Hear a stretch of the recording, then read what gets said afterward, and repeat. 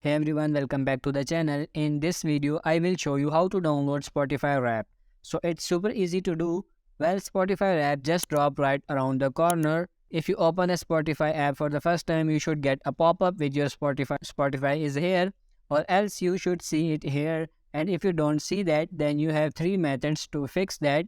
You can either restart your phone, which worked for me, so that is one is recommended, or you can update the app, or you can clear the cache on your Android or offload on iPhone.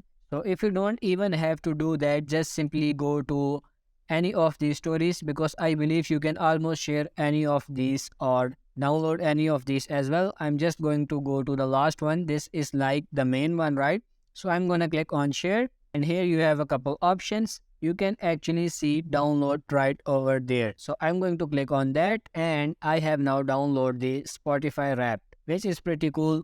So that's it for this video. I hope this video was helpful. If it is, like this video and subscribe to the channel. Thank you for watching.